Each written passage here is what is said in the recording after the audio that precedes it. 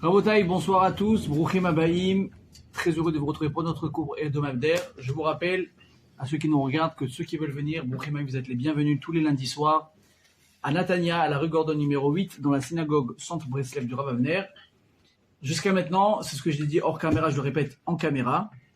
On a fait Baruch Hashem, vous savez que ça fait dans 6 mois qu'on est là, tous les lundis, et c'est magnifique ce qu'on a réussi à instaurer pour la tzlachat de nos soldats et pour Zat Hashem, la santé et le Zat Hashem, quand le fasse du miracle avec les kidnappés, si tu veux. Amen. La Torah qu'on a instauré maintenant, c'est dans cette idée-là.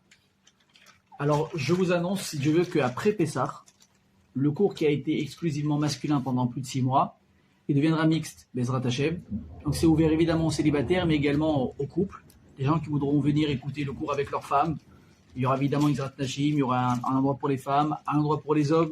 Il y aura la Tzniout, mais il y aura de la Torah pour tout le monde. Ce sera même plus simple pour ceux qui veulent des fois passer des soirées de Torah avec leurs femmes. Des fois, il y a beaucoup de gens qui me disent « Oh là là, dommage que ma femme n'a pas été là pour écouter ce cours. » Et des fois, c'est l'inverse. Il y a des cours de femmes, ils disent « Ah, j'aurais aimé que mon mari écoute ça. » Mais des fois, c'est que pour femmes, des fois, c'est que pour hommes. Et si je ne me trompe pas, je ne veux pas m'avancer, mais de ce que j'ai vu dans le centre de Natania, on sera peut-être, j'ai pas envie de dire les seuls, même si je suis pratiquement sûr à 80%, on sera pratiquement les seuls à faire un cours mixte en pleine semaine.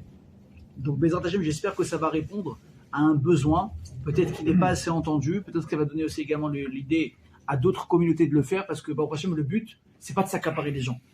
Le but, c'est que les gens viennent écouter de la Torah, qu'ils viennent ici, qu'ils viennent dans un autre endroit, ils sortent en pleine semaine, ils font un effort, ils vont écouter de la Torah. Et je vous garantis que quand on vient écouter un cours de Torah, il y a plus forte raison que moi je le donne, parce que vraiment je parle par expérience. Quand je vais écouter un cours, ça me transporte. Quand je donne un cours, c'est encore plus fort. Attachez que vous soyez tous capables un jour de donner un cours. C'est pas facile, ça demande beaucoup de préparation, beaucoup d'investissement, mais le résultat à la fin, la satisfaction avec laquelle on en sort, elle est extraordinaire. Alors le but, si Dieu veut, c'est de te donner le Torah au maximum. Donc si ça peut donner l'idée à d'autres rabbanim dans la Tania de le faire, moi je leur dis, parce qu'un couple qui vient venir écouter un cours, il ne sort pas de la même manière. Un nouveau message, ça va les aider. Il suffit des fois d'une phrase, un mot, un déclic pour penser une blessure, pour réussir à résoudre un problème, pour être capable peut-être de retrouver espoir dans une situation qu'on pensait perdue. Et Bezrat Hashem, que ça va aider les couples à se reconstruire, si Dieu veut, peut-être que les célibataires ils vont trouver leur mazal. Bezrat Hashem, amen et amen. Alors les amis, le cours de ce soir, malgré la soirée un peu pluvieuse qu'on a, on va essayer d'éclaircir un petit peu le monde avec notre Torah. Et vous allez voir, peut-être que le temps va s'y prêter. Je vais vous parler d'un sujet des fois très souvent qui va peut-être avoir tendance à assombrir la personne, l'humeur d'une personne. Et ce soir, je veux parler de l'art du reproche. C'est très intéressant. Parce que n'importe qui ici autour de la table, moi y compris le premier, personne n'aime recevoir, ne prendre des reproches en plein visage. Personne. Tu peux être le plus gentil, le plus doux, le plus ce que tu veux. Tu écoutes, tu entends quelqu'un vient te faire un reproche, ça va pas passer. Et je vais vous dire mieux que ça, plus la personne elle est proche de vous, et plus le reproche il va faire mal. Pourquoi ? Parce que plus tu es proche d'une personne, et plus entre guillemets c'est comme tirer à bout portant. Ça fait très mal tout de suite. Si une personne tu la calcules pas, c'est un mec de la synagogue, que tu vois une fois par semaine, une fois tous les 15 jours, un voisin que tu croises que de temps en temps, tu dis ouais tu me saoules, t'es un égoïste, toi tu te gardes toujours de travers, etc. Tu dis c'est ça, va dormir, je me garde très bien, t'es pas content, tu changes d'appart. Mais le gars la minute d'après tu l'as oublié, enfin j'espère que vous réagissez pas comme ça, on va dire dans le pire des cas on réagit comme ça, t'as compris ou pas? La minute d'après, c'est-à-dire t'as passé la porte, t'as fermé la porte, t'as dit quel imbécile celui-là, t'as fermé la porte, tu l'as oublié.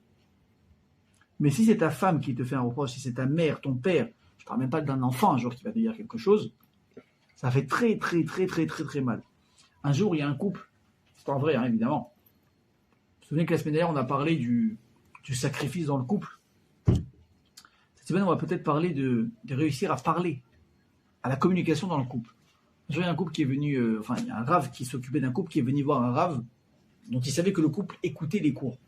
Il dit écoute, ce couple il est sur le point de divorcer. La semaine dernière on a ramené la Gemara de Masechet Sotah qui disait que tout celui qui va divorcer sa femme, la première, le premier zivoug, c'est le chose de très spécial. Misbeach morid maotalav, le misbeach il va pleurer. On a expliqué pourquoi. Il a dit écoute, ce couple il s'apprête à divorcer, c'est très grave. Est-ce que peut-être tu peux faire quelque chose? Je sais qu'ils écoutent tes cours, peut-être que toi tu vas réussir à avoir de l'influence sur eux. Il a dit écoute, si je peux, pourquoi pas, je suis pas les Wanavi, mais pourquoi pas faire un effort pour essayer? il va voir le mari, le type, il paraît, voilà, il paraît partant, il a envie de sauver sa maison, etc. Et il dit selon lui que c'est sa femme qui a décidé de tout envoyer bouler, elle veut rien entendre. Bon, maintenant le type, qu'est-ce qu'il fait? Maintenant, il va voir la deuxième partie. Il va voir madame. Et là, la dame, elle lui dit, mais de quoi vous me parlez? Parlez pas de maison, parlez pas de mariage. Ça fait des années que je souffre. Je suis dans une prison. J'ai une personne égoïste en face de moi qui ne veut rien entendre. Dès que ça va pas dans son sens, il pète les... Je peux pas, il pète les plombs, je peux rien faire. Vous voulez que je souffre? Je suis pas prête à souffrir davantage. J'ai réussi maintenant à prendre sur moi cette décision de partir. Ne me ramenez pas en arrière. Bon. Alors il dit d'accord, il dit, mais j'ai simplement une question. Est-ce que vous avez essayé de lui dire les choses? Est-ce que vous lui avez dit ce que vous lui reprochez? Question légitime, ouais. Réponse de la femme. Vous rigolez? Vous savez qui j'ai affaire? Si je dis un mot qui va contre lui, il pète un câble. Impossible de parler avec lui. En bataille, ce phénomène, on peut pas dire ah c'est un barge lui ou bien eux c'est des fous. C'est pas vrai. Parce que ce phénomène, il est commun à tout le monde. Il est commun entre amis, entre collègues de travail et surtout entre mari et femme. Qui est la personne qui va mieux vous connaître dans la vie? Pour un mari, c'est sa femme, et pour une femme, c'est son mari. Donc mieux je te connais. Plus je te connais en profondeur, et plus je connais aussi, entre guillemets, la noirceur de ton âme. Je connais tes bons côtés, mais une pièce, elle a toujours deux facettes. Et je connais aussi les mauvais côtés. D'ailleurs, sachez une chose, j'ouvre une petite parenthèse. Vous voyez, ça va être sympa, le jour où on va commencer à faire des cours mixtes, parce qu'il y a beaucoup de messages que je vous dis à vous. C'est très important, c'est pour moi que les femmes vont entendre. Arrêtez de croire que de vivre avec une personne avant le mariage, ça va aider à quelque chose. C'est zéro. 0 plus 0 est égal la tête à Toto. Vous connaissez cette expression? Ça sert à rien. Parce que tant que t'es pas marié, t'es pas engagé. Tant que t'es pas engagé, tu joues un rôle. Tu joues un rôle. Une femme, elle a une idée en tête, c'est quoi? C'est de se marier avec toi. Et toi, Michael, aussi, si toi tu la veux, une chose, c'est que tu vas mettre le grappin dessus. Tu vas être allez, je vais dire ça, le petit copain ou la petite copine modèle, tant que t'as pas la bague au doigt, parce que t'es pas engagé. Tout ce que tu fais, c'est un plus, et c'est waouh, et c'est waouh. Tout le monde joue un rôle. Dès que tu es marié, chacun, entre guillemets, arrête un petit peu les efforts surjoués qu'ils ont fait, et là, tu vois le vrai visage de la personne. Et là, qu'est-ce qu'il dit? Demandez à n'importe qui, à Bretagne, à n'importe qui. Il va vous dire, j'ai vécu, je ne parle même pas que c'est une avéra, je prends quand même le contexte, j'ai vécu 1 an avec ma fiancée, 1 an et demi avec mon fiancé, ou des fois, il y a des gens qui font les choses bien, que 6 mois, voilà, ils ont été chemin des gars, ils ont fait ce qu'il faut, ils sont compris, on dit c'est la bonne, c'est le bon, ils se marient, tu leur reposes la question, quelques mois après, ils te disent la vérité, c'est pas la même personne qu'avant le mariage. Oh là là, magie, mais c'est incroyable ce qui s'est passé. Non, il ne s'est rien passé. Simplement, tu as vu la double facette de la personne. Tout le monde a un visage et un masque. C'est comme ça. Moi, je viens vous donner un cours, j'ai mis un masque. Mes problèmes personnels, je les ai laissés de côté, et je viens avec un grand sourire vous donner un cours. Et vous êtes venus ici, chacun a eu sa galère, sa journée, demain, etc. Et quand on est en société, tout le monde porte un masque. C'est comme ça. Et entre hommes et femmes aussi, on va avoir tendance à porter des masques. Mais le problème, c'est qu'à un moment donné, la personne, elle connaît ton masque. Donc, elle sait qui tu es. Et qu'est-ce qu'elle va faire? Elle va aussi appuyer sur le point qui te fait le plus mal. C'est-à-dire, elle va toucher tes points faibles, elle va toucher tes défauts. Et toi, tu vas très très mal réagir. Vous savez pourquoi? Parce que quand je parle de ton défaut, je te remets en cause à toi directement. Et c'est quoi le problème? C'est que je suis en train quelque part de bafouer ton honneur, ton kavod, le kavod atzmi, le kavod de la personne. Mais une personne, elle est prête à mourir pour son honneur personnel. On ne peut pas, à Bretagne, comprenez une chose, une personne ne peut pas vivre sans kavod dans sa vie. La plus humble qui soit, elle a besoin de kavod. C'est vrai que les Chazal vont dire que il y a 3 choses qui font sortir l'homme du monde. Ils lui font complètement péter un câble. C'est quoi? L'argent. Respect. Kavod. Atahava. Attends, comment c'est? Oh, j'ai oublié. L'argent, les femmes et l'honneur. Non, mais il y a une phrase. Atahava ve kavod, j'ai oublié le premier. Mammon peut-être, Mammon tava ve kavod, mais je suis pas sûr que ce soit ça, bon, ça va me revenir. Motzi et adam ina olam. Le kavod, une personne qui a soif d'honneur, c'est pas juste, le mec il veut qu'on respecte constamment. Motzi et adam ina olam, ça sort la personne du monde. C'est-à-dire le mec il peut faire des choses, mais complètement folles pour ça. Maintenant, je tiens quand même préciser, mais d'un autre côté, le kavod fait partie intégrante de ta vie. Tu as besoin d'être respecté. Alors tu vas pas avoir envie que quand on rentre à la synagogue, on va tout chanter. Yami, Maliem, Emer. Non, tu es personne. Tu t'assois, tout va bien. Mais c'est quoi le petit kavod? Ta place, tu veux la trouver qu'en arrivant. Si tu dis excusez-moi, je veux passer, tu veux qu'on se pousse pour te laisser passer. Si quelqu'un t'a bousculé, tu attends qu'il te dise excuse-moi. Bon, à part en Israël, c'est un peu compliqué. En Israël, on a compris que quand on se fait bousculer, on va pas forcément attendre le pardon derrière. Mais comme il a dit Rav Citruc un jour, c'est lui qui a fait cette farce. Il a dit, on peut pas en vouloir à un peuple comme ça qui a été beaucoup plus préoccupé par se défendre que peut-être par s'éduquer dans les petites choses de la vie. Tu rentres chez toi, tu veux que ton fils il te respecte. Tu veux chez toi, tu attends du respect de ta femme. Et c'est pareil. Si tu veux du respect, il faut donner du respect. Comme on dit souvent à un homme, on dit, tu veux être le roi chez toi, mais à une condition. Il faut que tu rendes ta femme reine. Et normalement, quand on a affaire à un couple normal, à chacun qui veut se donner et s'aimer et partager, si tu donnes, c'est sûr que tu reçois en retour. C'est sûr. C'est évident. À moins qu'on a affaire vraiment à des gens tordus, débiles, égoïstes. J'espère que vous ne trouverez pas des gens comme ça autour de vous. Quand tu donnes, tu reçois. Il ne faut pas donner pour recevoir. Mais si tu donnes, tu reçois. Tu veux être respecté, tu dois respecter. Mais chacun, comme on l'a dit, a l'envie de respecter. Le type, il veut se sentir qu'il a trouvé sa place chez lui. C'est lui le Baal Habayit. Donc il est là le problème. C'est que le reproche, quelque part, il va me faire perdre mon honneur personnel. Et je vais vous lire la Gemara dans Echine, qu'est-ce qu'il dit. Écoutez bien. Amar Rabbi Elazar ben Azariah. Timahani, je serais étonné. Donc on parle à l'époque des Tanaïm, Rabotai, les Mishnayot, ça remonte à facile 2000 ans. Ok? Timahani, je serais étonné. Imiesh Badorazé, s'il y a dans cette génération, donc on répète, le type il a dit ça il y a 2000 ans. Imiesh Badorazé, Misheyodea Leochiar, quelqu'un qui sait faire un reproche. Et Rachid dit c'est quoi ça? Il dit Sheyodea Leochiar der Kavot, Shelo Yupanim Mishtanim. Il dit je serais étonné de trouver que quelqu'un, un jour, si quelqu'un sait faire un reproche à une personne, sans l'humilier, sans lui faire à l'autre changer de couleur au moment où il entend le reproche.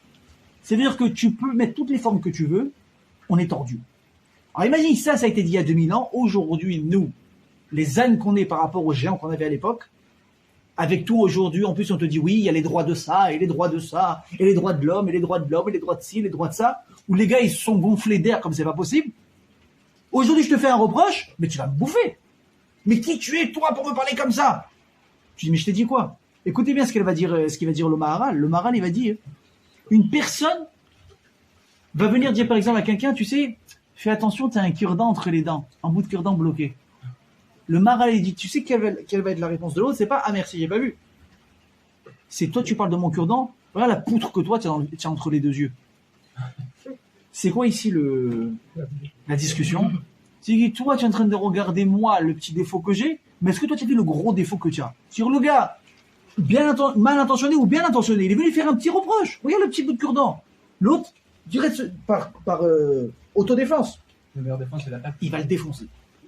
Il dit, tu parles de mon cure-dent, mais regarde la poutre que tu as entre les yeux. Et vous allez voir qu'à travers notre paracha, là on rentre maintenant dans les parachutes qui, je rappelle, c'est lesquels? Tazria, Metzora. Cette année, on sait qu'elles ne sont pas collées, parce qu'on a eu Adar et Adar, donc on essaie de gagner un peu de temps pour arriver à Pessah. On a Tazria, Metzora, donc on va parler de la lèpre, n'est-ce pas? Tazria, on va parler on va dire comment peut-être diagnostiquer la lèpre chez une personne, et Metzora, ça va être toute la partie justement de comment guérir, se purifier, etc. de la lèpre. Ok? Et qui va prendre ici le rôle principal dans toute cette histoire? Le Kohen. Bravo John. Le Kohen, il va jouer ici le rôle principal par rapport à tout ça. Pourquoi? Le type, un jour, il se voit qu'il a une tâche sur lui. Qui va voir? Le Kohen. Et c'est le Kohen qui va décider, est-ce que oui ou non, le type, il est impur ou pas? Rabotai, on va essayer de comprendre à travers l'énigme tout de suite que je vais vous demander, je vais vous poser. Vous allez voir qu'on va répondre à la première question avec l'histoire du reproche. Depuis quand on a un problème de peau, on va voir un Kohen? Il n'est pas dermatologue, le Kohen. N'est-ce pas? Il y a des fois, tu vois, docteur Kohen, dermatologue. Super. Les Kohanim à la synagogue, on les connaît parce qu'ils font Birkat HaKohanim. Ok? On sait, vous savez que dans la Torah, il y a 5 sortes d'impuretés. 5. Je vous les cite. La première, Yoledet, celle qui accouche. La femme qui accouche, elle passe une période d'impureté. Le deuxième, c'est le Metzora, le lépreux. Le troisième, c'est Zav. C'est quoi Zav? Alors ça peut être un homme ou une femme. Aujourd'hui, on fait plus attention parce que encore une fois, on n'a plus de règles aujourd'hui de pureté et d'impureté, vu qu'on n'a plus de Kochim, de Taharot, on n'a plus de Beth Amikdash, on n'a plus de Trouma, plus de Korbanot. Mais c'était aussi des écoulements qu'un homme ou une femme pouvait avoir. Ok? Quatrième, c'est Baal Keri. C'est quoi Baal Keri? Ça ne concerne que les hommes. C'est la semence qui sort du corps d'un homme. Normalement, si une personne, elle sortait de la semence de son corps, même à travers une relation autorisée avec sa femme, il devait aller se tremper au mikvé, sinon il était impur. On appelle ça Baal Keri. Et cinquième chose, c'est quoi? C'est la femme qui est nida. Son cycle menstruel. Jusque-là, tout va bien. Alors, je peux comprendre quelque part. Il est mort. Hein? Il est mort. Oui, mais ça c'est pas un truc qui vient de toi. Ça, c'est si tu étais en contact avec quelqu'un. Je parle, moi, on va dire, d'une impureté naturelle. Qui vient du corps de la personne. Donc, qu'est-ce qu'on faisait? Alors, tu diras, bon, je peux comprendre, à la rigueur, Yoledet, elle doit avoir un rave, parce que vous connaissez la lachote. Bon, d'accord. Zav, Zava, bon, aussi. Mais tu me parles de Metzora. Baba, c'est complètement dermato. Va voir un médecin. Va voir un professionnel du système. Qu'est-ce que tu vas voir un Cohen pour ça? Maintenant, là où je vais un petit peu vous étonner, vraiment, c'est que le Cohen, même s'il n'est pas Talmid Chacham, tu peux pas aller voir un Rav.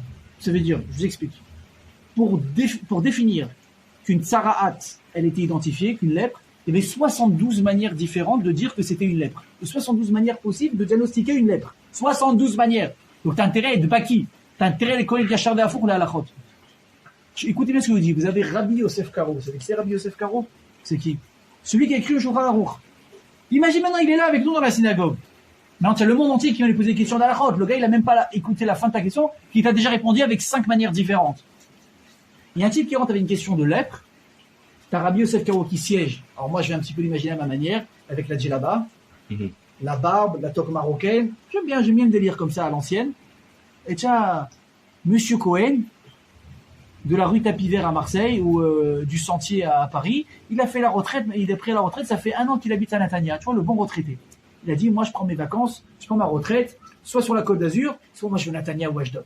Ok? Il a fait un bon deal, il s'installe à Natania. Il est tranquille, il est content, il voit ses copains tous les jours, il est heureux. Et il s'appelle Monsieur Cohen. Il y a un type Rabotai à l'époque du Beth Amikdash qui rentre avec une lettre. Rabbi Yosef Karo lui dit, Monsieur Cohen, vous pouvez, s'il vous plaît, venir répondre à une question d'Alaha? Il dit, attends, il y a un bug là. Mec, je crois qu'il y a erreur sur la personne. Vous cherchez peut-être un autre Monsieur Cohen. Il dit, bon, vous, un autre, c'est pareil. Moi, je peux pas répondre. Et il dit, mais si vous pouvez pas répondre, comme moi, je vais répondre. Il dit, moi, je connais la belote. Moi, je connais, je sais pas, quelques trucs. Mais moi, la lèpre, je connais pas. Rabotai, même si le Cohen, il connaît pas les halachot, écoutez bien ce que je vous dis. Le type, il va venir, il va lever sa manche, il va montrer au rabbin, il dit, voilà la tâche qui m'est sortie sur le bras maintenant. Le rav qui connaît les halachot, etc., toutes les notions, il va regarder, et s'il sait que c'est impur, il va dire au Cohen, viens ici. Tu vois cette tâche? Tu dois dire que c'est impur. Je sais pas ce délire. Il connaît pas la halacha, le Cohen. Le rav, il connaît la halacha. Le rav va dire au Cohen quoi dire, mais c'est le Cohen qui doit lui dire. C'est fou. C'est complètement absurde. Oui ou non? Mais vous allez voir que dans la Torah, évidemment, rien n'est laissé au hasard, et vous allez voir à quel point c'est très, très, très, très profond. Alors, juste pour un petit peu l'historique de base. Vous savez comment ça se passait, la tsarat? Ça venait pas tout de suite sur la personne. Il y avait 3 étapes. La première, les murs de la. Deuxième étape, vêtements. Troisième étape, la peau. Très bien. Maintenant, imaginez un jour vous vous levez un matin, tu rentres, tu passes dans ta cuisine. Oui, c'est sûr. Et là, tu crois que c'est une tache de moisissure. Alors, la tache de moisissure, il faut savoir, elle était ou de couleur rouge ou de couleur verte, mais bien tapée. Donc, rouge, tu es sûr que c'est pas une moisissure. Verte, à la rigueur, tu peux dire, bon, il a plu beaucoup cet hiver, et après l'isolation, j'appelle le proprio. Non, excuse-moi, on est tous propriétaires de nos maisons. Amen. Ouais. Donc, bon, ça va me coûter cher. Mais je vais appeler un mec qui va refaire le truc. Maintenant, c'est comme ça. Le type, il voit que c'est une tâche qui est pas normale. Mais qu'il est au courant un petit peu d'Alachot, il appelle le Cohen. Le Cohen, il voit ça, il dit, messieurs, tout le monde dehors, on ferme la maison pendant 1 semaine. On revient au bout d'1 semaine. Si la tâche, elle est partie, on prochaine. Si la tâche, elle persiste, et à plus forte raison si elle s'est agrandie, on referme une 2e semaine. Si c'est encore là, on enlève la brique, on remplace et on attend. Si ça revient, messieurs, vous êtes prêts? On prend la maison, on la détruit. On casse toute la maison. Interdiction de continuer à habiter dans cette maison si on ne l'a pas détruite, on ne va pas la reconstruire.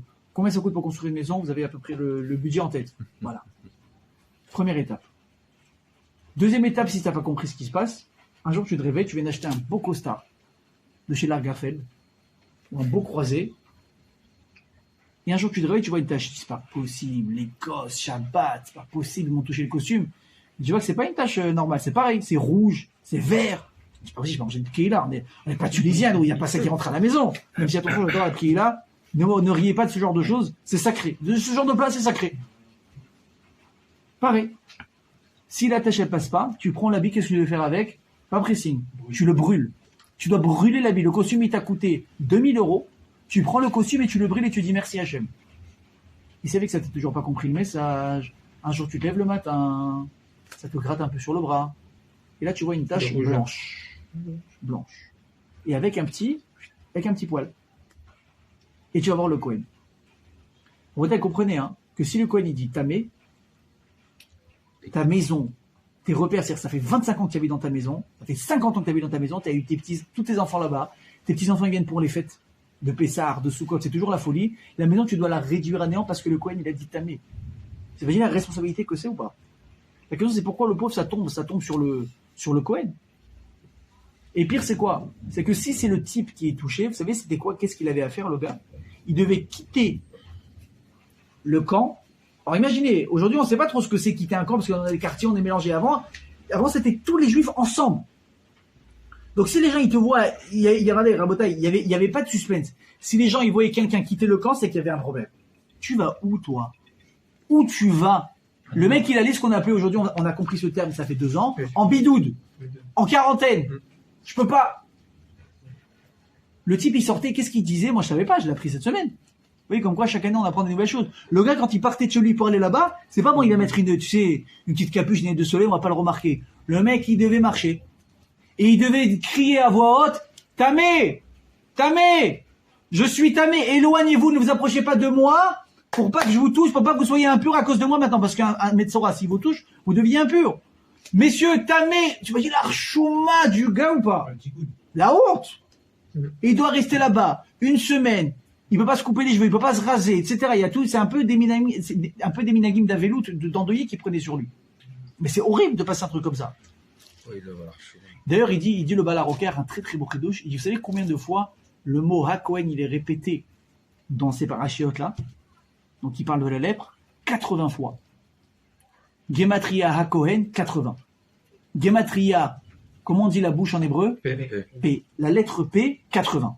Pourquoi? Parce que la faute de la tsarat, elle vient à cause de la bouche. La shonara. 80 fois répété à Cohen, qui est le seul à pouvoir te guérir ou te condamner. Quel hasard! Extraordinaire, hein? Vous savez très bien que la tsarat, à cause de quoi ça venait? Je vous dis, hein, il faut remercier peut-être aujourd'hui Akadosh Baruch Hu, même si on veut que le Beth Amikdash il soit reconstruit, évidemment. Mais avec toute la peine qu'on a eue, je peux vous dire que on a eu beaucoup de chance qu'aujourd'hui, on ne soit pas puni comme à l'époque du Beth Amikdash. Parce que le Lachonara, c'est devenu une mode aujourd'hui. Mais imaginez si on devait tous, au fur et à mesure, quitter le camp parce qu'on a fait du Lachonara, mais il n'y aurait plus personne dans les villes. On serait tous là-bas, si on aurait fait une deuxième ville en dehors de la ville, à cause du Lachonara. Donc, Rabotai, pourquoi est-ce que le type il en est arrivé là? Et j'ai un petit peu plus encore appuyé la question. Quelqu'un peut me dire comment une personne elle devient Cohen? Par son père. Comment on devient Cohen? Par le père. Par le père. Personne, ça vous dérange pas ce que je vous dis, comment on devient Cohen? On est Cohen. On ne devient pas Cohen. On est EST et on est NE accent aigu Cohen.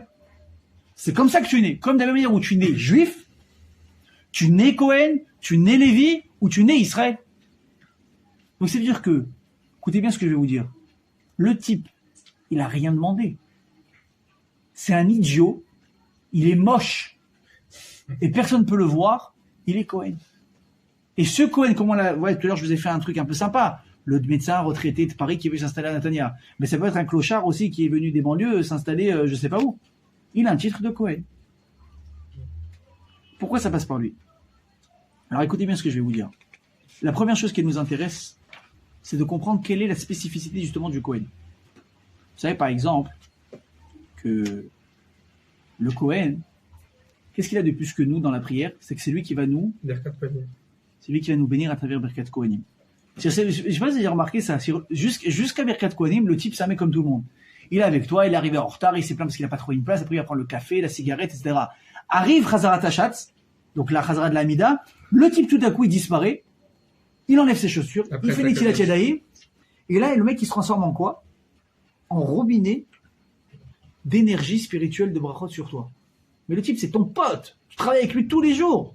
Tu l'appelles Cohen parce que tu l'appelles comme ça. Le type à un moment donné dans la journée, il prend un statut extraordinaire. Ça devient, écoutez bien ce que je vous dis, le câble HDMI entre Akadosh Baruch Hu et toi.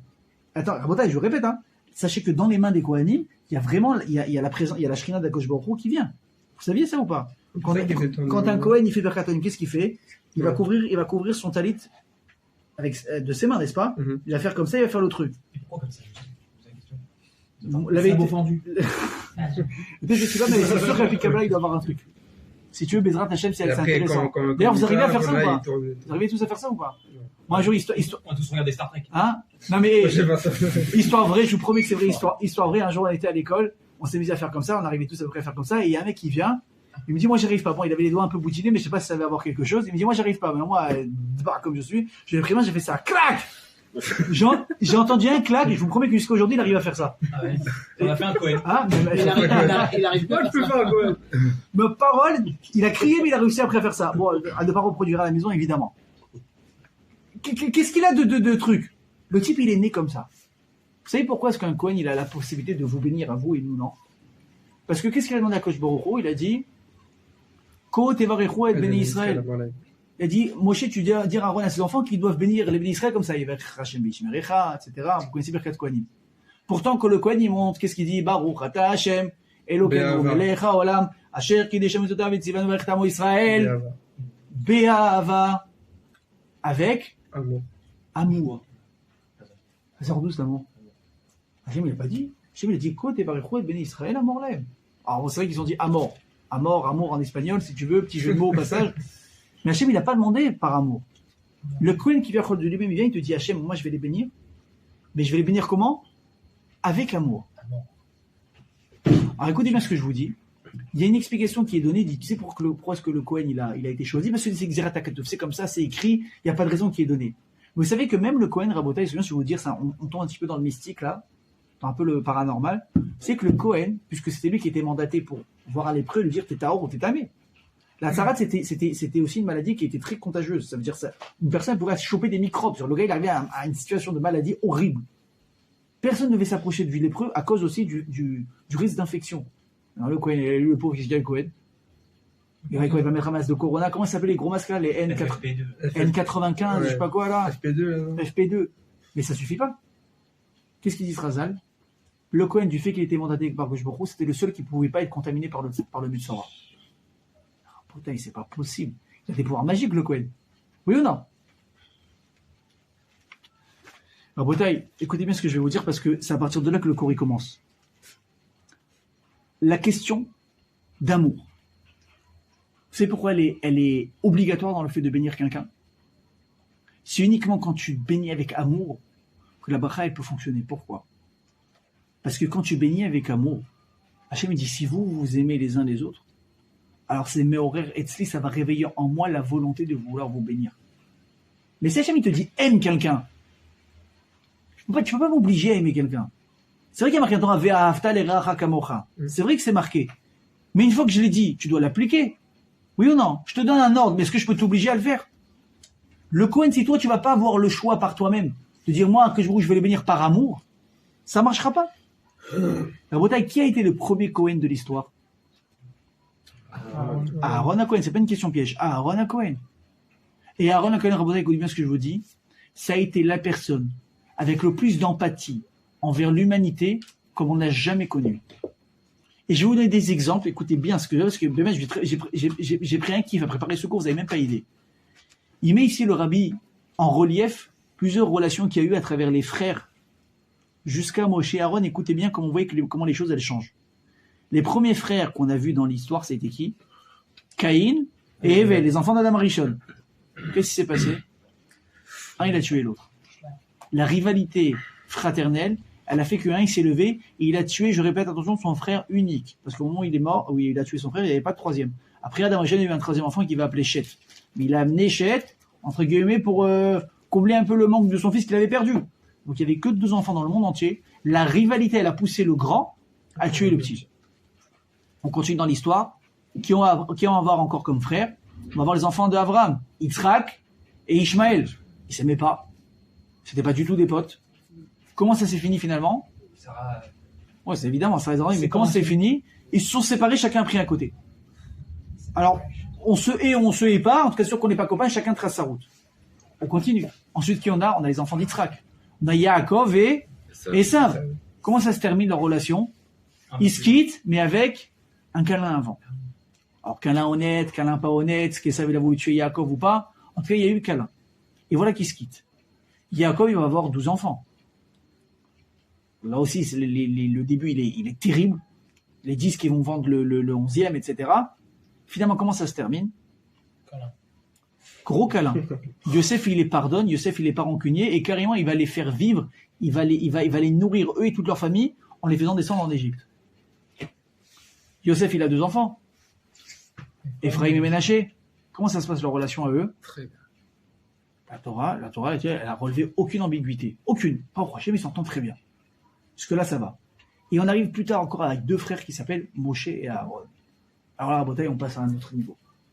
Écoutez bien ce que je vous dis. Qui était l'aîné des 2? Aaron. Si je ne me trompe pas, de 4 ans. Si je ne me trompe pas, ils avaient 4 ans d'écart. Ok? Je crois qu'il y a marqué que Moshe Veshmonim Shana et Aaron Ben Arba Veshmonim Shana, je crois, si je ne me trompe pas, ils avaient 4 ans ou 3 ans d'écart. D'accord? Aaron, c'est le grand frère. Donc forcément, c'est lui le patron. Rabotaï, Moshe, il a été élevé dans le parler de Paro, vous le savez, n'est-ce pas? Ok, quand il a été récupéré par Bathia, sa fille, etc. Qui est-ce qui a vécu la misère du Ham Israël en Égypte pendant ce temps où l'autre il grandissait au palais? C'est Aaron. Quand Moshe, sa tête, elle a été mise à prix en Égypte, et il est parti. Il est parti à Midian, il est parti se marier, etc. Qui est resté en Égypte pendant tout ce temps? Aaron. Qui est-ce qui a joué le rôle du Rav, du Gadol Hador de la génération pendant tout ce temps, dans la boue, dans les coups et dans la souffrance? C'est Aaron. Et là, il y a Hachem qui dit à Moshe Rabbeinu, je veux que tu sois le Moshia, le Goël, le sauveur des Béné Israël. Mais qu'est-ce qu'il dit Moshe? Parce qu'il est très honnête. Il dit, attends, que je t'arrête tout de suite, là, on arrête les frais, là, on est en train de partir en freestyle. J'ai un grand frère. Comme s'il savait pas. C'est à lui que ça revient le droit de diriger, c'est pas à moi. Là, sachez que le grand frère, il a vraiment une place très importante dans la Torah. Le grand frère, le frère Bechor, il a vraiment il faut lui donner beaucoup de kavod. Il lui a dit, Hachem, non seulement ça lui revient à lui, mais à part ça, je suis désolé. Moi, j'ai eu la belle vie, et lui, il a trimé. Si aujourd'hui, quelqu'un doit récolter les lauriers, c'est à lui que ça lui revient, il a trimé. Maintenant, oui, si demain, il doit avoir un roi, un manig en Eretz Israël, ça doit être Aaron et pas moi. J'ai pas le droit de lui prendre sa place. Et qu'est-ce qu'il lui dit à Kosh Baruch Hu, à Moshe? Il lui dit, ton frère Aaron, non seulement il sait que ça va toi qui va lui prendre la place, il va pas râler. Et quoi? Vesamach belibo. Et dans son cœur, Hachem il dit, donc si Hachem il te dit, je pense qu'on peut lui faire confiance. Et dit, sache que Aaron, il est heureux dans son cœur, vraiment, que c'est toi et pas lui qui a la place. D'ailleurs, va dire le Zohar, que parce que Aaron à Cohen a eu le cœur heureux pour son frère, sur ce même cœur-là a eu le mérite de reposer le pectoral et Avnei HaChoshen. Il n'y avait qu'un cœur aussi pur et particulier qui pouvait se permettre de porter le pectoral sacré. Si vous comprenez, Aaron il est passé, je vais être vulgaire, de Gadol Hador, référence numéro 1 des Béné Israël, à, excusez-moi, second, Shamash, porteur de valise de Moshe Rabbeinu. Et qu'est-ce qu'il dit? Vesamach belibo. Et il est très heureux comme ça. Comment c'est possible? Vous savez comment c'est possible? On appelle ça, à puissance 1000, de l'empathie. Ça veut dire que l'empathie, c'est pas uniquement je souffre quand toi tu as mal, et j'arrive à m'identifier avec toi quand tu as mal, mais je suis également capable de me rendre, d'être tellement heureux avec toi quand il t'arrive quelque chose, même si c'est sur mon propre compte à moi. Si vous imaginez demain, je sais pas moi, vous êtes pas dans une galère particulière, vous gagnez bien vos vies, vous entendez qu'il y a un mec qui a monté une start-up et il a cartonné. Qu'est-ce que tu vas dire?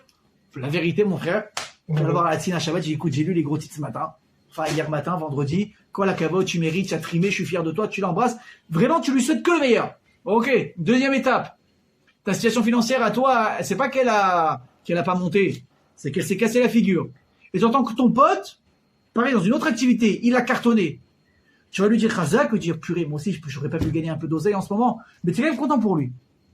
Maintenant, rabotage, si votre concurrent direct, et que lui, il a explosé, et que dans la même semaine, tu t'es fracassé, est-ce que tu vas être capable de lui serrer la main, ou tu vas avoir la Parkinson? Est-ce que tu vas être capable de regarder dans les yeux le sourire, ou tu vas t'étouffer quand tu vas lui dire Mazal Tov, mon frère? Un coup sur deux, tu vas t'étouffer. Aaron Rabotai, c'est pas que un il a cartonné, l'autre il s'est cassé la figure. C'est que un il prend la place de l'autre. Et il lui dit, mon frère, Mazal Tov, je suis tellement heureux pour toi. Qu'est-ce que tu as besoin, je te fais. Ce que tu as besoin, je fais. Qu'est-ce qu'il y a que je vous une personne pareille? Elle est extraordinaire. D'ailleurs, qu'est-ce qu'on a dit tout à l'heure? On a dit quelque chose de très fort. On a dit que le Cohen, comment on devient Cohen? Réponse, on ne devient pas Cohen. À la naissance, on est Cohen. Pourquoi? Écoutez bien ce que je vous dis. Les midotes d'un caractère, ça passe dans la génétique. Donc j'ouvre une parenthèse très importante. Je le dis là dans la gravité, pas dans le bon, dans le mauvais. Pourtant, écoutez bien ce que je vous dis. J'ai entendu ce cours plusieurs fois. Rav Batchetrit, il parle de ça. Ô combien c'est vrai. Si aujourd'hui, vous prenez pas vos responsabilités, vous vous prenez pas vous-même en main, et vous n'allez pas commencer à vous travailler sur les mauvais côtés que vous avez dans votre caractère, ne croyez pas que vous allez être capable de vous en débarrasser. Tu vas devoir forcément à un moment donné t'y confronter. Alors comment ça se passe? C'est soit à la maison tu t'entends pas, avec tes parents ça part dans tous les sens, avec tes copains peut-être tu t'entends pas. Allez, on va dire tu joues le caïd donc tu t'en fous de tes copains, tu te maries, mais ta femme c'est quoi? C'est ton miroir. Ta femme c'est ton miroir. Elle va te mettre dans la figure tout ce que tu es. Et ça va la déranger, donc tu vas avoir une vie pourrie. Mais là, admettons que tu es un mec tellement mauvais, tu écrases ta femme, tu la calcules pas, et tu es capable de vivre comme ça. Qui vient après? C'est tes enfants. Écoutez bien ce que je vous dis, parce que les enfants sera toi, mais en pire. Un enfant, il dépasse toujours ses parents. En général, regardez en général. Les enfants, même physiquement, des fois, ils sont plus grands que leurs parents. Ça arrive très souvent, tu vois que les parents, ils ont une bonne taille. Le gosse, il sort, il a 10 cm de plus que ses parents. C'est pas une règle, mais ça arrive très souvent. En général, un enfant, il est plus intelligent que ses parents. Il va beaucoup plus vite. Il est beaucoup plus rapide. Pourquoi? Parce que c'est toi en décuplé. Mais c'est en décuplé surtout. Ça veut dire, si d'un côté, tu as des qualités, le gosse, il va sortir décuplé. Mais si tu as des mauvais côtés, rabotaille, le gosse, il va sortir en décuplé des mauvais côtés. Et là, tu vas dire quoi? Tu vas dire, mais c'est pas possible. Comment je vais le gérer ce gamin? D'où il sort? Tu sais d'où il sort? Il sort de toi. C'est marrant, mais il sort de toi. Moi je suis pas comme ça. Non, mais toi, tu es comme ça. Mais juste, tu divises par 10. Mais le côté pourri, c'est qui? C'est toi. Sauf que si tu le travailles pas, ça va revenir. Sauf que tu le veuilles ou pas, tu vas être confronté à ce problème. Et à un moment donné, que tu le veuilles ou pas, tu vas être obligé de l'affronter, de le combattre et de faire 40 ans après le travail que j'aurais dû faire à l'époque quand tu étais tout seul. Sauf que maintenant, tu as ta responsabilité. Tu as une femme, tu as des gosses, tu as des soucis supplémentaires et tu n'as presque plus les forces de t'en occuper. Et au prochain, il y a aussi le bon côté. Une personne qui a des bonnes midotes, c'est génétique. T'es généreux, là, te prends pas la tête. Normalement, tes enfants, ils sont censés sortir généreux. T'es quelqu'un qui est capable d'être vatran, tu dis, c'est pas grave, le mec qui m'a fait ça, je réponds pas, je parle pas. Ça se travaille aussi. Mais si tu l'as, cette essence à l'intérieur, tu verras que tes enfants, ils vont te dire, non, c'est pas grave, faut pas laisser tomber. Vous savez, moi, j'ai vois, au Hachem, j'ai une famille, une famille large, des cousins, des oncles extraordinaires. Et la mida que je vois toujours ces yeux, c'est quoi? C'est la vatranout. Ils sont capables de laisser passer, de donner, de les chesed, alors que c'est pas forcément des gens. Il y a des gens qui ont beaucoup d'argent, des gens qui n'en ont pas beaucoup, et ils ont tous le même chen. Ils ont tous la même grâce, le même nekuda de magie. Et tu vois quand les parents, ils sont comme ça, donc ils ont 50 ans, 60 ans, ils sont là, ils donnent et tout, ils font un cadeau, c'est pas grave, prends, vas-y, ça me fait plaisir, prends. Non, tu sais que le gars, lui, il va devoir en acheter un autre, c'est pas qu'il en a 4, il a 4 trottinettes Inokim dernière génération, tu te dis, ouais, bon, prends celle-là, un peu abîmée, tu l'as pour 2000 shekels, de réparation, elle est nickel. Pas du tout, il te donne ses affaires. Tu vois le gosse à 8 ans, à 5 ans, à 12 ans, il invite un très bon copain, un cousin, etc. Il voit qu'il a un petit, il dit, prends. Tu vois le même mimique que son père ou sa mère quand il parle. Moi, il fait combien de fois j'ai vu ça? C'est incroyable. Parce que ça passe dans les gènes d'une personne. Aaron, après l'empathie, la force qu'il avait de faire preuve autant de vitour par rapport à son frère honnête, je me dis, sache une chose, qu'un Cohen, tu nais comme ça. Il dit Rajal, et il s'engage sur ça, que tu verras jamais un Cohen à qui il manque d'empathie. Ça ne va pas exister. Ça fait partie de leur gène. Comme tu pourras, en général, les Kohanim, c'est des gens qui aiment prendre des responsabilités. Ils veulent être des manigim. D'ailleurs, sachez, la Gemara dit aussi que les Kohanim, c'est des gens qui ont beaucoup de caractère. Ils peuvent être nerveux, les Kohanim. Ça veut pas dire qu'ils sont pas bons. Au contraire, des fois, ça va ensemble. Personne, plus elle est sensible, plus aussi, des fois, on va dire, elle peut être, comment on dit? Susceptible. Ça peut aller ensemble. Mais un Kohen, c'est quelqu'un de bon. Comme ça, il dit Srazal. Donc, qu'est-ce qu'ils disent avec tout ça, mes amis, qu'est-ce qu'ils nous disent? Il nous dit, la Torah, elle a mis tellement un point important sur le kavod de la personne, qu'elle est obligée de passer par la personne la plus gentille, avec le plus d'empathie, pour faire passer un message aussi dur que tu es Metzora, tu es lépreux. Je raconte une très belle histoire qui s'est passée avec le Chafetz Chaim. Le Chafetz Chaim, un jour, il devait être invité à passer Shabbat chez une famille, il était en déplacement. Donc imagine quand, entre guillemets, on a tiré au sort, je ne sais pas comment ça s'est passé, on a choisi la famille qui allait accueillir le Chafetz Chaim Shabbat. Imagine le trou ou pas, Ilan? De folie. Le Chafetz Chaim, dans la bombe. Le type, 2 semaines avant, il a commencé à faire les courses, il est comme un fou. Il a fait du 4 mètres avant Pessah, il s'en fout, il faut que ce soit nickel, toutes les chomrotes du siècle. Chafetz Chaim, tzaddik. C'est mais je vous dis un truc, en Bretagne, un jour, vous avez le mérite de toucher un tzaddik, comme ça. Comme je touche Youssef, parce que c'est un tzaddik. Vous avez touché la Gdoucha. Si la Gdoucha, elle rentre chez vous à la maison, votre maison est baigne dans la Gdoucha. C'est un truc qui partira jamais. Vous savez qu'un jour, je me rappelle, j'étais petit, je devais avoir 12 ans, 13 ans, même plus petit que ça. Il y avait à l'époque Rav Steinman à la Vachalom qui était venu en visite à Marseille. Tu te rappelles, Yaakov, de cette période? Rav Steinman, il était venu avec l'Admour de Gour de l'époque. Donc, 2 tzadikim, Gdoshi et Lyon. Donc, évidemment, c'était l'événement. Tout le monde en a parlé un mois avant, c'était de la folie. Évidemment, il y a toute la délégation de Marseille qui venait les récupérer, les chercher à l'aéroport. Je me rappelle, nous, à la on était sortis, c'était un truc de fou. On est tous venus à l'aéroport, on les a accueillis, des chants. C'était un truc de folie. Ok? Maintenant, évidemment, ce sont des gens qui avaient beaucoup de moyens, des belles maisons, qui sont battus pour pouvoir accueillir les rabbinim chez eux. Et les gens sont aussi venus les récupérer avec leur voiture. Et il y a un type qui est venu avec une très belle Range Rover. Il est venu récupérer un des rabbinim. Il a récupéré l'Admour de Gour. Et donc, ils étaient avec eux pendant une semaine, ils amenaient à droite, à gauche, etc. À Bretagne, quand ils sont partis, les rabbinim, il y a un chassid qui a appelé le type. Il lui a dit, je suis prêt à t'acheter à n'importe quel prix le siège de la Range Rover sur lequel l'Admour s'est assis. Il a dit, je suis prêt à donner n'importe quel prix pour te racheter ce siège. Pourquoi? Parce que les objets qu'un tzaddik il utilise, il a mis dedans de la Gdoucha qui ne quittera jamais cet objet. Ok? Donc le Chafetz Chaim, il vient chez ce monsieur. Il s'apprête à passer Shabbat, d'autres il est comme un fou, il a tout préparé. Et là, il rentre de la synagogue vendredi soir. Donc tu vois une table, comme on sait, Baruch Hashem les faire. 20 salades, les poissons, les trucs, il y en a partout. Chafetz Chaim dit, quoi la cavote, c'est magnifique, etc. Et là, il s'assied, et là, le balabait, qu'est-ce qu'il se rend compte? Qu'il y a le pain à table, mais il n'est pas couvert. Il n'est pas couvert. Or, on sait que nous, quand on s'apprête à faire kidouche, qu'est-ce qu'il faut faire? Il faut couvrir le pain. Donc lui, tu vois, il a honte comme ça. Il a honte. Bon, ça va, dis-moi, on t'a pas appris chez toi qu'il faut couvrir le pain? Il y a le rabbin, tu as pensé. Il est en stress, mais il engueule sa femme. La femme, elle sait pas où se mettre, elle a honte, tu as raison, je suis désolé. Non, elle, ça fait 3 jours qu'elle cuisine, t'as compris ou pas? Elle est au bout de sa vie. Elle est crevée, qu'est-ce qu'elle prend à la fin? Trac! Elle a honte, elle sait pas où se mettre, devant le ram, alacha, machin truc. Elle va la même on apprend du pain. Le Chafetz Chaim, il assiste à la scène. C'est pas énervé. Il s'est adressé au chef de famille, il lui dit, dis-moi, est-ce que tu peux me dire pourquoi est-ce qu'on doit couvrir le pain? Alors l'autre, il est tout content, il veut montrer ses connaissances en Torah. Si bien sûr, c'est marqué dans Yichot Shabbat, Siman, dans le Mishnah Berurah, c'est ramené, que puisqu'on doit faire normalement Motzi, le pain, c'est prioritaire dans la bracha, à Motzi Lechem Minaretz, avant de faire pour Boré Geffen. Vu que là, on inverse l'ordre, on fait d'abord pour Boré Geffen, donc il faut couvrir le pain pour pas que le pain ait honte, justement qu'on lui ait passé dessus. Très bien. Déjà, je t'apprends un truc.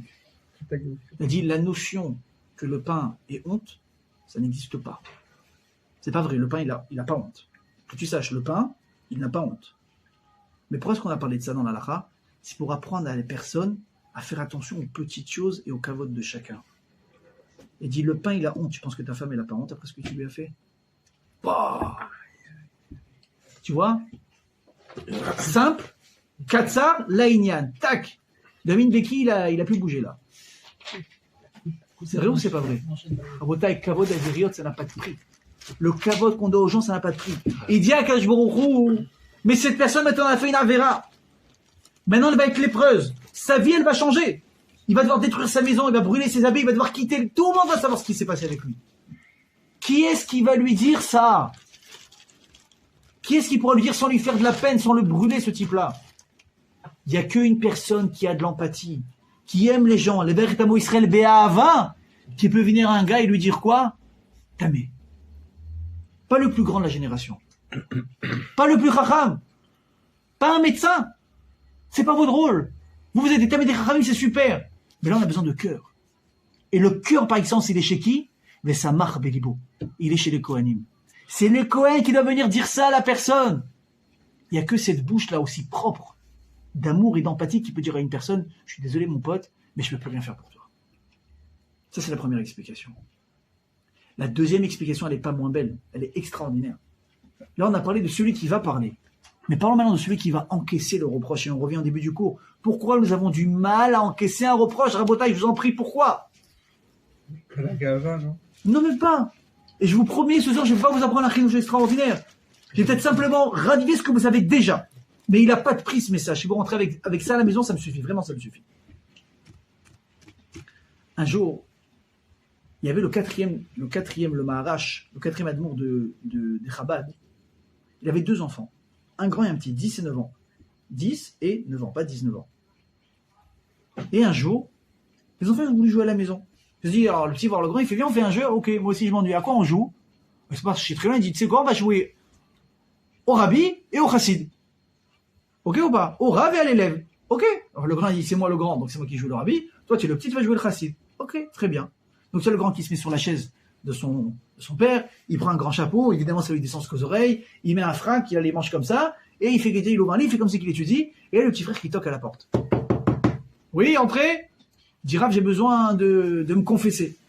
Je dis, je t'écoute. Il dit, écoute, voilà, Shabbat dernier, donc c'est un jeu, hein.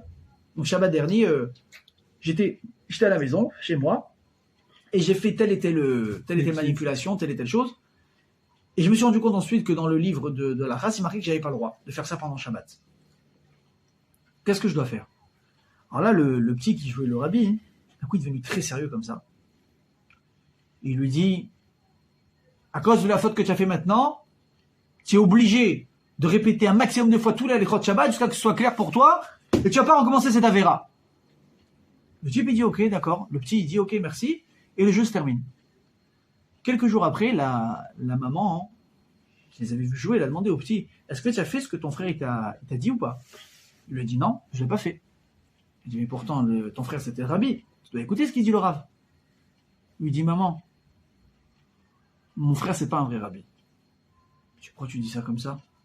Il dit, maman, parce qu'un Rav, avant de te faire une réflexion, avant de te dire ce que tu dois réparer, d'abord, tu sais ce qu'il fait? Il souffle de tristesse. Et lui, il n'a pas fait. Rabotaï, c'est le petit frère qui est devenu l'admour suivant de Chabad. Pas le grand frère. C'est le petit frère. À l'âge de 9 ans, il avait déjà compris ce que c'est être Rav. Rabotaï, une clé dans l'éducation. Tu ne peux pas éduquer quelqu'un si tu ne partages pas son quotidien et sa douleur. Un enfant, il vient te voir, il a 5 ans. Il a 5 ans, il te parle de ses problèmes. Ne le prends pas de haut.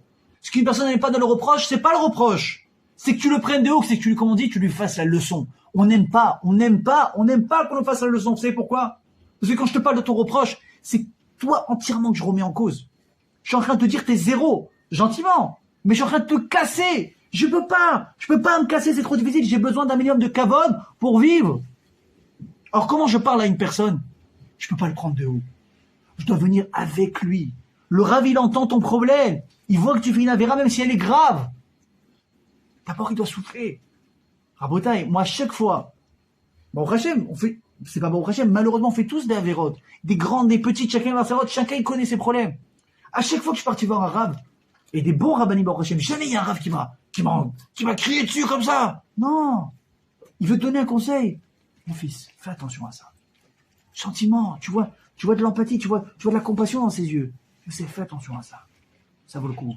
C'est comme, on parlait du Chafetz Chaim, Rabotaï. Un jour, il y avait un talmid yeshiva. Dans la yeshiva du Chafetz Chaim à Radin. il commençait à avoir des rumeurs sur lui que le gosse, il était en train de s'écarter du chemin. Maintenant, il était à la yeshiva, il avait le chapeau, il avait la veste, il avait tout. Toute la panoplie extérieure parfaite. Ce Torjuman, mais comme on dit, l'habit ne fait pas. On va dire le rabbin, à la rigueur. Mais oui, c'est ça le dicton. Et un jour, carrément, on sent un vendredi soir, que le gosse, il sent la cigarette. Ils font l'enquête, le gosse, il est Mechalel Shabbat. Le Bachor Yeshiva, il est Mechalel Shabbat. Donc, on en a parlé aux rabbinim, ils étaient obligés de le renvoyer. Parce qu'ils ont dit, si ça on laisse à la Yeshiva, ça risque malheureusement de gangréner tout le reste. Mais vraiment, on est arrivé à un stade grave, quoi. Le Rav Etzraim, il a demandé à ce jeune-là de venir dans son bureau avant de partir. Tout le monde sait qu'il est rentré, qu'il est resté plus d'une demi-heure. Personne n'a jamais su qu'est-ce que le Rav Etzraim il a dit. Et un jour, c'est un Rav dans un Dvar Torah qui a raconté ça. Quand le Rav il a fini l'histoire, les gens ils sont partis, et il y avait un monsieur qui restait, un vieux monsieur au fond de la synagogue. Il a dit, Rav, tu vas raconter une histoire toi, sur le Rav Etzraim, était intéressante. Il a dit oui. Et la suite c'est quoi? Qu'est-ce qu'il a dit le Rav Etzraim à l'enfant? Il a dit ça on l'a jamais su. C'est resté dans le bureau, on l'a jamais su. Il a dit, vous savez que c'est l'enfant, c'était moi. C'était moi à l'époque. Et vous savez qu'est-ce qu'il a dit le Rav Etzraim pendant plus d'une demi-heure? Tu leur avais dit, c'est pas possible. C'était vraiment vous? Il dit oui, c'était moi. Qu'est-ce qu'il vous a dit? Qu'est-ce qu'il vous a dit? Il dit, il m'a pris la main. Il m'a regardé. Il répétait le mot Shabbos, Shabbat, Shabbos, Shabbos. Et pendant qu'il disait ça, il pleurait. Il a dit, il y a une larme qui a coulé sur ma main. Jusqu'à aujourd'hui, je sens la chaleur de cette larme sur ma main. C'est la seule raison pour laquelle j'ai arrêté de Mechalel Shabbat, c'était grâce à ça. Ça, on appelle ça de l'empathie. Ça, on appelle ça de l'empathie. Tu prends quelqu'un à son niveau, tu partages ce qu'il vit. Qu'est-ce qu'il va dire le type? Il dit, mais attends, mais qu'est-ce qui est en train de me parler? Le Cohen qui lui, il est connu dans tout le peuple d'Israël. Pourquoi? Pour sa gentillesse, pour sa erpatiout, pour calculer les gens. Si tu m'aimes, si tu fais cas de moi, de toi, je suis capable d'entendre un reproche. Mais pas pour celui qui me prend de haut. Ça, je serais incapable de supporter. Et je veux rajouter encore un niveau extraordinaire. Qu'est-ce qu'on dit? Eve mitamidav shel Aaron. Soit fait partie, dans ta vie, tu dois avoir comme de conduite de faire partie des élèves d'Aaron à Cohen. Ohev Shalom. Et Rodef Shalom. Et Rodef Shalom. Aime la paix et poursuit la paix. Et la troisième, c'est quoi? Ou Mekarvan la Torah, tu dois les rapprocher à la Torah. La condition pour rapprocher une personne à la Torah, c'est quoi? D'abord l'aimer. D'abord lui prouver que tu l'aimes. Et après, uniquement, tu pourras peut-être espérer le rapprocher à la Torah. Et de qui Aaron il a appris ça? D'Akadosh Baruch Hu. Comment? Hachem avant, entre guillemets, mais je fais exprès des fois d'être vulgaire, avant de nous prendre à la tête, avec 613 mitzvot. Je répète, les mitzvot, c'est pas des bonnes actions. Mitzvot, c'est comme on l'a dit, tzivouï, ce sont des ordres. Tu fais ça, tu fais pas ça. Avant de nous donner cette Torah extraordinaire qu'on a appris à aimer avec le temps. Qu'est-ce qu'il a fait? D'abord, il nous a sortis d'Égypte. D'abord, il nous a fait des miracles. D'abord, il a ouvert la mer. D'abord, il a fait tout ce qu'il a fait. Il nous a enveloppés avec des ananikavod, avec de la manne, avec plein de miracles.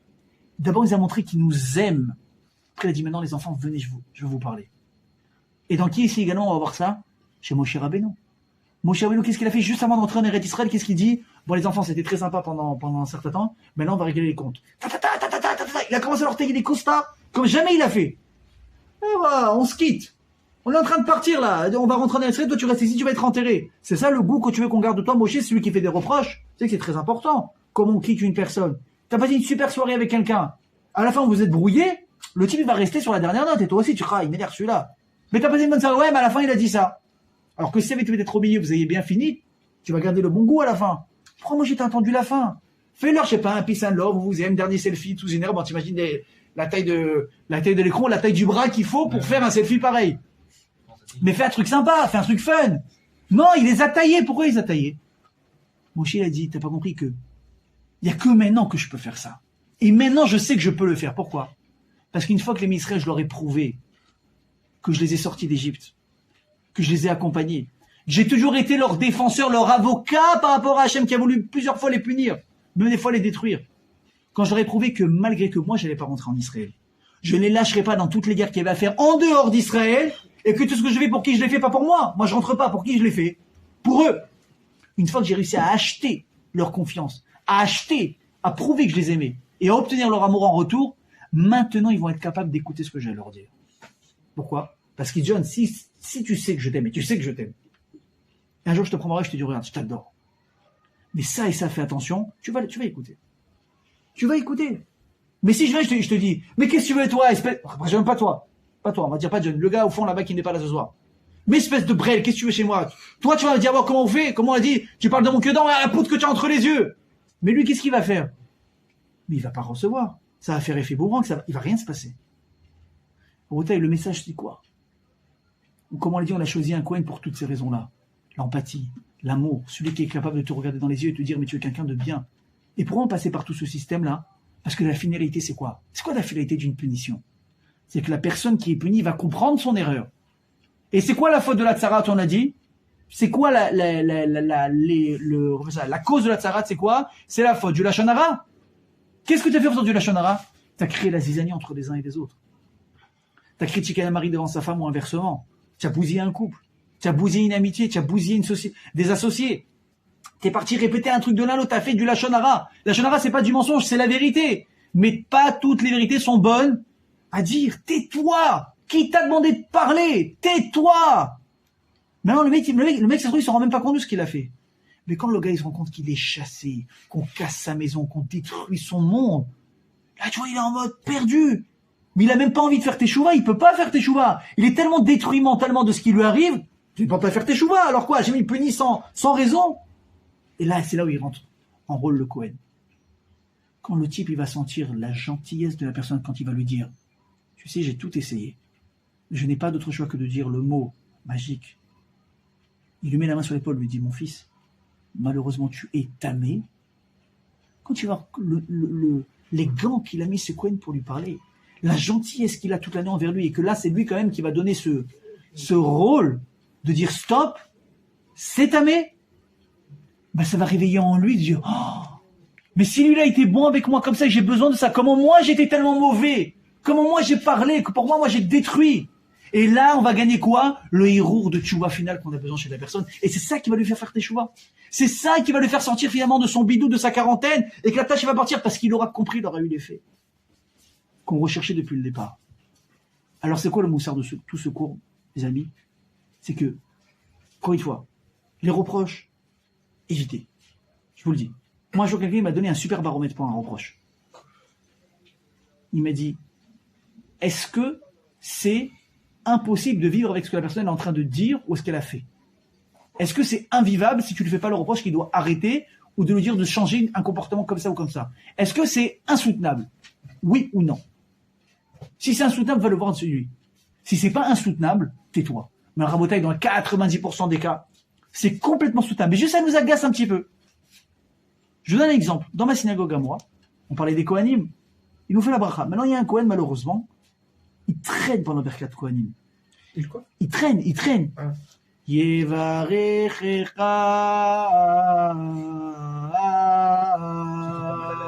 Un mot. Mais là, il y a à peu près une douzaine ou une quinzaine. 15. On est à Moussaf. Ça fait 2h30 que je suis à la Sina. Il fait chaud sous le talit de mon père. Et lui, il est en train de mettre le coup de grâce. Alors, une fois, 2 fois, 3 fois. Je lui dis pas. Je suis parti voir un jour le responsable. Je lui dis, écoute, est-ce que tu peux lui dire? Il me dit la vérité. Il me dit, moi, ça me dérange, mais je veux pas dire. Si tu veux, dis-lui toi. Je dis, bon, j'ai pas le choix, je vais aller lui dire. Et après, il me suis rappelé, Cédric. J'ai dit, attends, est-ce que c'est insoutenable? Combien de temps ça me fait souffrir? 2 minutes? C'est insoutenable. À quoi le BCD? Pour moi, c'est soutenable, je parle pas. Mais ça, c'est un baromètre de folie. Donc, déjà, c'est première chose. Ouvre ta bouche, vraiment, c'est que tu es au bout du bout. Mais quand tu ouvres ta bouche, il y a une condition primordiale et peut-être essentielle à tout ça. C'est laquelle? L'amour. Tu ne peux pas, le gars, lui faire un reproche s'il est loin de toi. S'il est braqué par rapport à toi sur quelque chose. Non, je sais quoi. D'abord, tu le rapproches. D'abord, tu lui donnes quelque chose. D'abord, fais-le en sorte qu'il existe grâce à toi. Et ensuite, peut-être, tu peux rajouter un petit détail. Mais t'as compris ou pas? Un reproche, c'est comme un sandwich. Ça vient avec une caresse avant et une caresse après. C'est pas un rack! Non. C'est un gars extra. Je t'adore, t'as tellement des qualités, c'est extraordinaire. Il y a un petit truc qui me dérange, si je peux me permettre, ça me dérange à moi. Il y a ça, mais avec ta, à part ça, qui est tellement top, je sais même pas pourquoi je te le dis. Tu crois que Lové va réagir comment? Ça, on l'apprend dans notre paracha. Le Kohen, c'est pas un dermato, c'est pas un rabbin, mais il a ça, il a du cœur. Bien qu'on se souhaite tous d'avoir le cœur nécessaire, de vivre en société, mais pas uniquement le but, ce ne sera pas de savoir faire des reproches, c'est d'éviter les reproches et d'être capable de nous travailler au point que même les défauts des autres ne nous dérangera plus. Amen, amen, Baruch Adonai Olam, amen, amen, Chazak ou Baruch.